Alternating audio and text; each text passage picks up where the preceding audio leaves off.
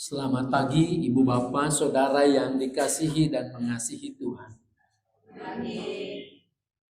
Saya bersuka cita karena saya menduga ini adalah libur panjang. Mungkin banyak anggota jemaat atau simpatisan yang memilih untuk liburan saja. Pergi ke luar kota. Kan sama firman-Nya dalam Injil tadi, Yesus mengajak keluar kota. Saudara dengar nggak tadi? Yesus mengajak ke luar kota, dekat Betania, luar kota Yerusalem.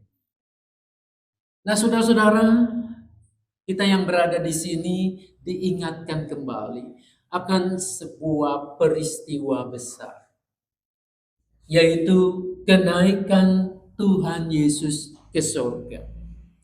Tadi ketika Tri membacakan liturgi di bagian kata pembuka, saudara-saudara, saya menyimak di situ. Dan ini juga yang seringkali dipahami, diingatkan. Kenaikan Tuhan Yesus acap kali, seringkali dipahami sebagai akhir kebersamaannya dengan murid-murid. Ya, ada betulnya. Secara fisik, Yesus tidak hadir lagi dengan mereka. Namun sesungguhnya peristiwa ini justru menjadi awal yang baru. Maka tema kita ini memulai langkah awal. Yesus naik ke surga bukan meninggalkan, melainkan untuk mengutus. Ia mempercayakan kepada muridnya sebuah tugas, menjadi saksinya di dunia ini. Itu kurang lebih kata pembuka yang tadi dibacakan. Perpisahan selalu menimbulkan ketidaknyamanan, duka cita, sedih. Dan barangkali untuk banyak orang membekas menjadi luka. Namun saat ini kita mau melihat kembali dari sisi rancangan Tuhan. Bahwa ketika Yesus tidak ada lagi bersama para murid, Ia mempercayakan tugas yang sebetulnya bukan baru, ada kesinambungan, tetapi memang ada yang baru. Karena Yesus di situ tidak hadir secara fisik.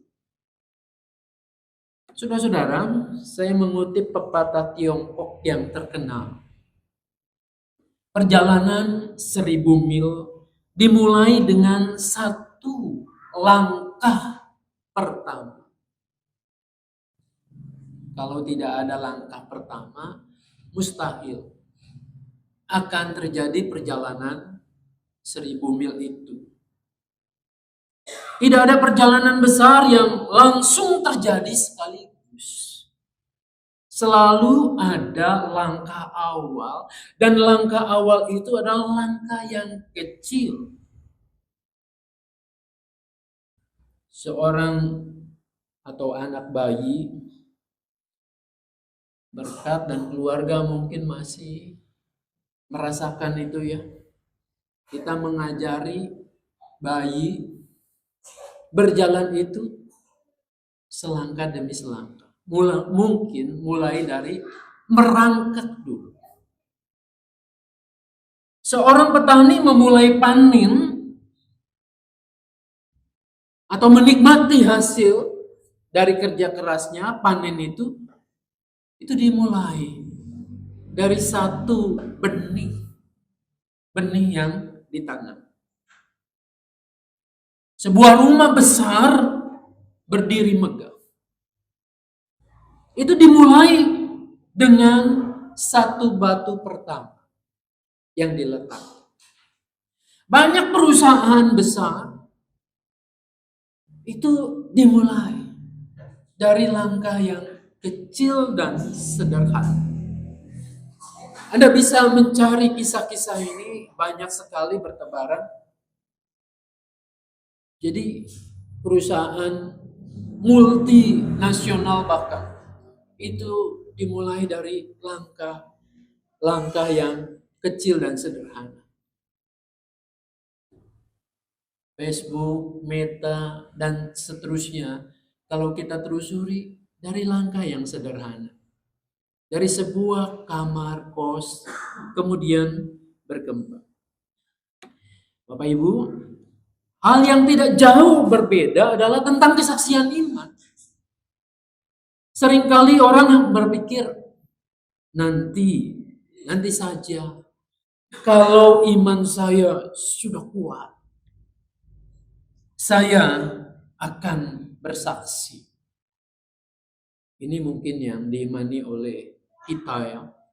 Kalau di ibadah komisi dewasa selalu diberi ruang kesaksian untuk bersaksi. Nanti saja, kalau saya sudah mengalami pengalaman yang hebat, yang luar biasa, baru saya bisa memberi kesaksian. Nanti saja kalau hidup saya sudah sempurna, baru saya mau terlibat dalam pelayanan. Nanti saja kalau segala sesuatunya sudah mencukupi, saya akan terlibat dalam misi pekerjaan Tuhan. Saudara-saudara, padahal Tuhan sangat tahu siapa kita. Dia tidak menunggu kita menjadi sempurna. Tidak juga menunggu kita menjadi hebat. Mempunyai pengalaman yang luar biasa. Yang menakjubkan. Untuk dipakai oleh Tuhan. Menjadi alat di tangannya itu. Ketika Yesus naik ke surga, tentu jauh sebelumnya memanggil para murid. Injil Lukas ini mengisahkan para murid adalah orang-orang sederhana. Mereka berangkat dari kalangan rakyat jelata. Sebagian besarnya para nelayan. Jauh dari sebutan orang-orang hebat. Tetapi mereka mau melangkah, memberi diri dipakai dan berjalan bersama-sama dengan Tuhan. Dan dari langkah kecil itulah lahir sebuah kesaksian yang mengubahkan dunia. Yang membuat hari ini kita ada di sini. Karena kesaksian yang terus-menerus berkelanjutan sampai kita mendengar Injil itu. Saudara-saudara, Yesus mengutus para murid.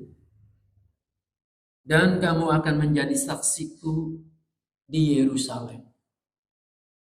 Ini bacaan Injilnya. Namun kalau kita teruskan peristiwa ini dalam Kisah Rasul, maka utuhnya akan mengatakan Tuhan itu, kamu akan menjadi saksiku di Yerusalem, di seluruh Yudea dan Samaria sampai ke ujung bumi. Kisah Para Rasul pertama ayatnya yang ke-8. Saudara-saudara, ini kali pertama Yesus mengutus mereka tanpa kehadirannya secara fisik bersama-sama dengan para murid. Dulu pernah Yesus mengutus ada 70 orang murid berdua-dua untuk memberitakan Injil Kerajaan Allah, untuk menyembuhkan yang sakit, mengusir setan, memulihkan kelemahan manusia. Kita bisa lihat mereka ketika diutus kembali ada Tuhan Yesus dan mereka melaporkan apa yang sudah mereka kerjakan. Mereka mengatakan, Tuhan, juga setan-setan takluk kepada kami demi namamu itu. Saudara-saudara, betapa ajaibnya nama Yesus yang dipakai oleh para murid ini. Kehebatan nama itulah yang terus mereka impikan. Oleh karenanya, maka tidak heran kalau dalam kisah para rasul mereka melihat Yesus itu yang mengalahkan maut, yang sudah bangkit kembali. Lalu mereka meminta kepada Yesus, Tuhan, maukah engkau pada masa ini memulihkan kerajaan bagi Israel? Kan logis sekali ya. Mereka diutus memakai nama Yesus. Nama Yesus itu luar biasa. Setan takut, penyakit dipulihkan, kelemahan manusia kembali dipulihkan. Ini hebat sekali. Oleh karena itu, tidak mengherankan. Yesus yang luar biasa ini lalu diminta untuk memulihkan kerajaan bagi Israel. Kerajaan seperti zaman Daud, zaman Salomo yang begitu hebat dan luar biasa. Saudara-saudara, namun nampaknya, sayangnya, Yesus tidak menanggapi apa yang diminta oleh para murid. Alih-alih Yesus mempersiapkan para murid untuk lebih dalam mengenal apa yang diperjuangkan. Bukan memulihkan kerajaan secara politis. Yesus tidak berminat untuk mengembalikan kedikjayaan sebuah komunitas atau sebuah bangsa. Melainkan ia menginginkan untuk kebaikan dan kasih Allah bagi dunia ini diteruskan oleh para murid. Itulah yang selama ini Yesus jalani. Yaitu untuk menggenapi seluruh kitab Taurat, para nabi, Mazmur. Yesus membuka pikiran mereka, wawasan mereka. Sehingga mereka paham dan mengerti. Bayangkan ketika kebangkitan Yesus itu sudah berminggu-minggu, 40 hari. Yesus menampakkan diri, memulihkan, mengajarkan. Dan akhirnya Yesus membuka pikiran mereka. Para murid telah menerima pengetahuan, pandangan, dan contoh konkret yang dilakukan oleh Tuhan Yesus. Tentang bagaimana mewujudkan kepedulian Tuhan. Mewartakan Injil kerajaan Allah itu. Sekarang mereka akan menjadi saksi-saksi Injil ini. Namun ada hal yang harus mereka lakukan. Inilah langkah-langkah yang akan kita pelajari. Tuhan sudah menyiapkan begitu rupa.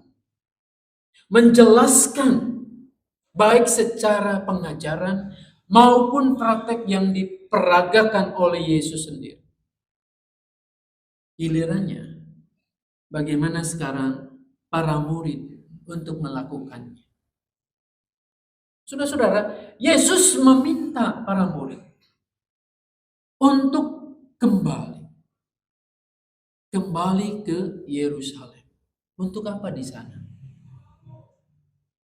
Untuk tekun berdoa, sehati sepikir dalam pengajaran dan menantikan pencurahan Roh Kudus itu.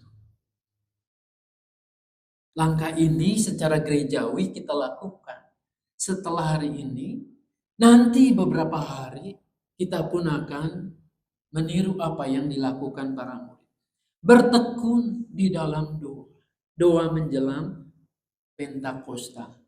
Pencurahan Roh Kudus, Roh Tuhan. Ini langkah awal. Berdoa.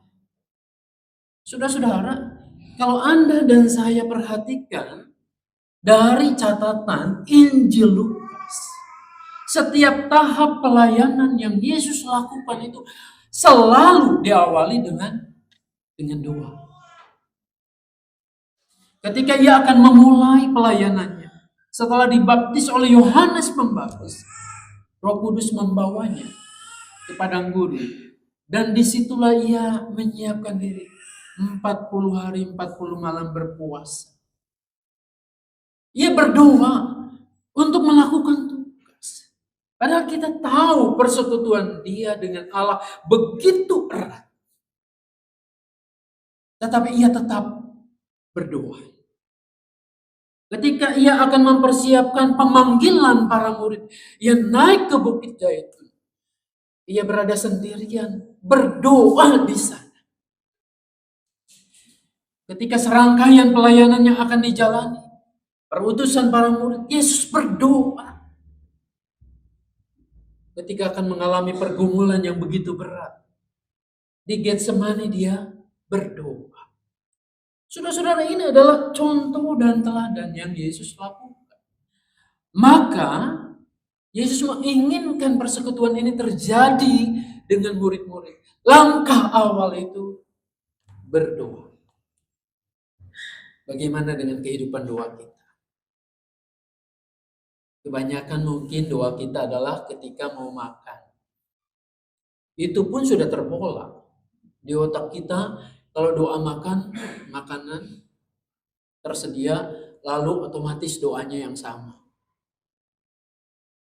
Saudara-saudara, apakah ketika kita mau melakukan segala sesuatu diawali dengan doa, memohon pada Tuhan, memberikan hikmat, agar apa yang aku kerjakan ini sesuai dengan kehendak. Lalu Yesus meminta mereka itu ada dalam satu kota itu bukan hanya untuk curhat saja satu dengan yang lain, bertemu kangen, kumpul, tetapi mereka menyatukan hati mereka satu dengan yang lain. Mereka bersekutu. Mereka seia sekata di situ. Persekutuan orang percaya ini adalah dasar dari mereka untuk melakukan tindakan kesaksian. Ingat janji Tuhan bahwa 2-3 orang berkumpul dalam namaku, maka di situ aku ada. Apakah persekutuan kita ini meyakini bahwa Tuhan ada ketika kita sama-sama bersekutu berdoa? Saudara yang dikasihi dan mengasihi Tuhan Yesus, setelah mereka menantikan dan berdoa, apa yang dijanjikan oleh Tuhan Yesus, yaitu tentang kekuasaan dari tempat yang maha tinggi, yaitu Roh Kudus sendiri, tercurah atas mereka. Di sana mereka memulai kesaksian mereka. Saudara, nanti kita akan lanjutkan yang ini dalam peristiwa Pentakosta. 2 minggu lagi setelah ini. Mereka akan berangkat dari Yerusalem, Yudea, Samaria sampai ujung-ujung bumi. Apakah ini betul-betul benar-benar artinya adalah wilayah pelayanan secara harfiah?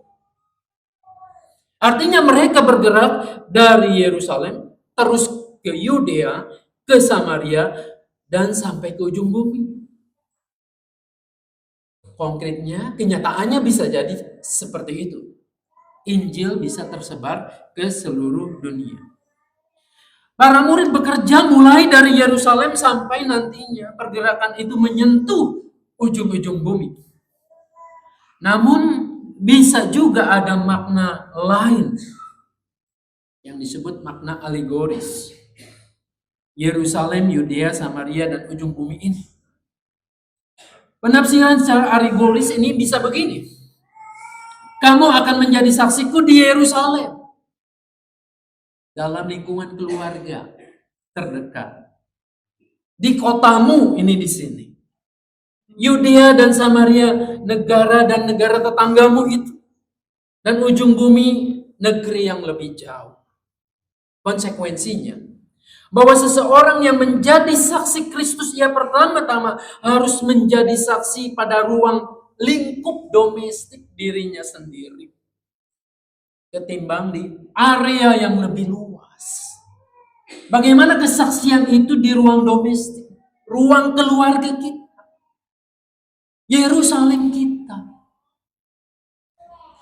Apakah kehidupan mencerminkan kesaksian yang benar? Kan ada pujiannya, ku mulai dari diri sendiri. Ku mulai dari keluargaku. Jangan kemudian orang hanya melihat, oh ada proyek besar nih, penginjilan, pemberitaan firman Tuhan, kesaksian. Aku ikut aja di sana. Atau karena bosan di rumah, sumpah, maka yang terjadi melayani saja di gereja. Melayani lagi di tempat-tempat yang lain. Padahal orang yang persis tahu dalam kehidupan kita adalah Yerusalemku, rumahku, domestik aku di situ. Saudara-saudara, di sini Yesus mau sebetulnya untuk kita melangkah lebih jauh. Tetapi bagaimana kehidupan kita dalam keluarga kita? Kesaksian Kisah Para Rasul mencatat apa yang disebut mulai dari Yerusalem. Dari kota itu. Ini bukan berawal dari sesuatu yang dahsyat, yang besar. Saudara-saudara, mereka mempunyai keyakinan, kepastian bahwa Roh Kudus, Roh Tuhan itu akan menyertai kehidupan kesaksian mereka. Yang disebut kesaksian adalah bukan hanya semata-mata menceritakan kehebatan Tuhan. Meskipun itu penting. Tapi yang dimaksudkan oleh Tuhan Yesus memberitakan kesaksian adalah meneruskan apa yang sudah Ia kerjakan. Apa yang sudah Ia lakukan.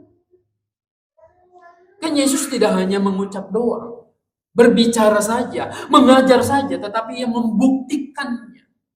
Memperagakannya lengkap, konkret. Bagaimana ketika Ia mengampuni, bagaimana ketika Ia mengasihi, menyentuh orang-orang yang dianggap hina, yang dianggap najis. Disitulah para murid dipersiapkan untuk melakukan hal yang sama itu. Saudara-saudara, menjadi saksi Kristus artinya ia harus menjadi garam dan terang dunia. Baik di wilayah pribadinya sendiri maupun di lingkup-lingkup yang lebih luas. Ketika saya menjadi saksi Kristus, ini bagi setiap orang, maka saya harus menjadi berkat. Berkat dalam Yerusalem saya, keluarga saya, kemudian lingkungan tempat kita bekerja, di tetangga kita, dan akhirnya masyarakat luas menembus etnik dan budaya. Saudara yang dikasihi dan mengasihi Tuhan, idealnya demikian.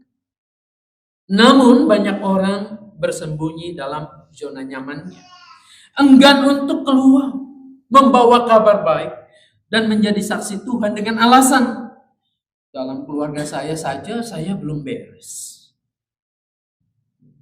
Janganlah membawa saya untuk melakukan tugas ini. Saudara yang dikasihi Tuhan, percaya kepada Kristus artinya percaya dan siap untuk diri kita ini dibentuk oleh Dia. Bukan menjadi sebuah alasan bahwa kita harus berbenah dan kemudian menunjukkan kelemahan-kelemahan kita. Nah, model alegoris ini memang berguna untuk kita. Menyadarkan kita. Kalau jadi saksi, maka harus juga menyiapkan diri dengan baik. Namun kisah kesaksian, kisah para rasul mencatat, apa yang disebut mulai dari Yerusalem adalah kota Yerusalem. Ini awalnya, ini bukan rumah mereka kan. Para murid itu kan asalnya dari Galilea. Lalu mereka kumpul di Yerusalem. Namun, Yerusalem ini telah menjadi seperti rumah kedua buat mereka. Mereka mengalami persekutuan yang indah. Mereka mengalami perjumpaan, baik yang menyenangkan maupun yang membuat mereka gentar dan takut. Yerusalem itu rumah kedua buat mereka. Kalau diumpamakan gereja dan persekutuan itu adalah rumah kedua. Berangkat dari sinilah, mulai langkah awal di sinilah mereka berangkat menjadi saksi. Saudara-saudara, kalau saya boleh menerjemahkan, gereja kita ini adalah rumah kedua mestinya. Dari mana-mana kita hadir datang di sini. Apakah Anda dan saya merasakan ini rumah kita? Rumah tempat kita bergumul, rumah tempat kita berdoa, rumah tempat kita mengalami perjumpaan dengan Tuhan. Rumah tempat kita berlatih untuk menerjemahkan kasih yang bukan hanya teori, tapi mempraktekkannya. Apakah di sini kita mengalami itu? Apakah di sini kita disambut? Diperlakukan sebagai saudara-saudara seiman. Ketika kita mengamati dan merenungkan ini, inilah rumah kita bersama. Inilah tempat di mana kita merasakan kehadiran Tuhan. Mestinya dari sini kita berangkat untuk menjadi saksi-saksi Tuhan. Jangan sebaliknya. Rumah ini kemudian menjadi rumah yang dihindari. Gereja yang membuat kita tidak nyaman, tidak betah di sini. Saudara-saudara, di gereja kita dihimpunkan Tuhan, mengalami persekutuan dan persaudaraan. Kita menyebut satu dengan yang lain sebagai saudara seiman. Mampukah gereja kita menghadirkan Yerusalem baru, di mana kasih Allah benar-benar dirasakan di sini. Dan kemudian Yerusalem, gereja kita menyebarkan kabar baik itu. Yesus mempersiapkan para murid lebih dahulu dengan mengenal apa yang diperjuangkan. Saudara-saudara, itulah yang harusnya kita kenal di sini. Memperjuangkan apa yang diperjuangkan Yesus. Apakah para murid ini telah benar-benar siap? Ternyata yang kita lihat, mereka masih memerlukan kuat kuasa Roh Kudus untuk terus memulai langkah mereka. Saya mau mengajak kita untuk membayangkan bila dahulu para murid berkata, andaikan saja para murid itu berkata, Tuhan, kami belum siap. Kami takut bagaimana nanti harus berhadapan dengan orang-orang terpelajar. Karena mereka adalah nelayan sederhana. Bagaimana kami harus berhadapan dengan kaum bangsawan dan penguasa yang menghambat perjuangan kita.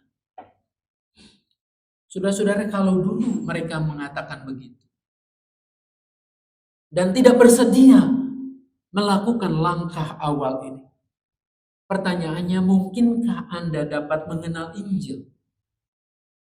Mungkinkah ada orang yang diutus?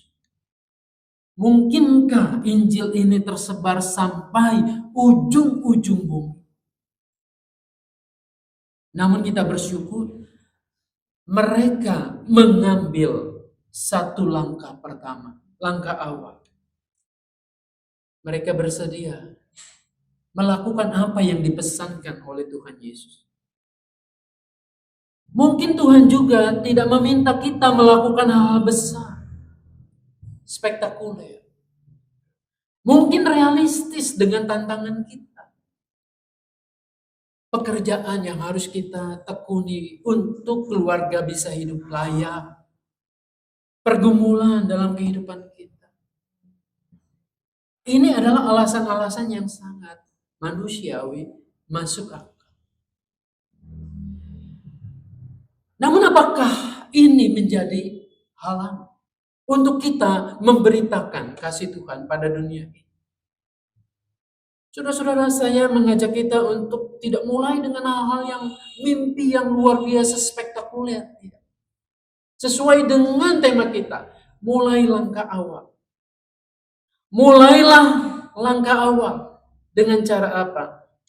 Satu langkah Anda mengampuni. Ampunilah orang yang telah menyakitkan Anda. Bisa itu pasangan Anda, anak kita, atau saudara kita. Ini langkah awal. Mulailah satu langkah untuk mengambil pelayanan. Mungkin sederhana, kecil. Menyambut jemaat, salam damai dengan muka yang gembira. Membantu mengedarkan kantong kolektif. Atau di rumah mendoakan.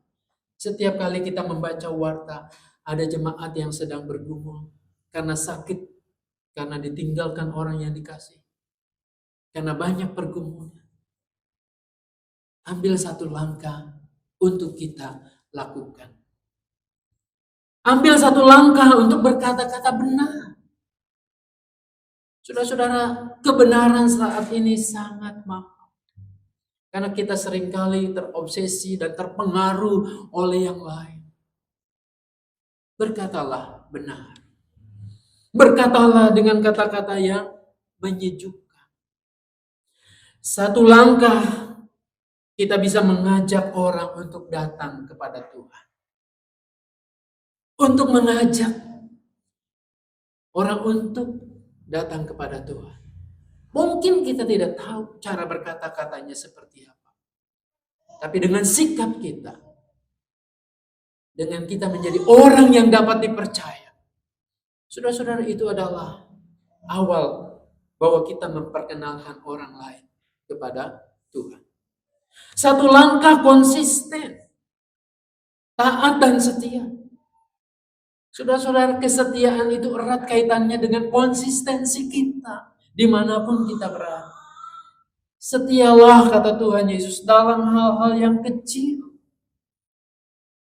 Bagaimana seseorang akan memberikan kepercayaan besar kalau kita tidak setia pada hal-hal yang kecil. Lakukanlah itu. Saya menambahkan dari Ibu Teresa mengatakan, lakukanlah mungkin hal-hal yang sederhana yang nampaknya kecil, tapi dengan cinta yang besar.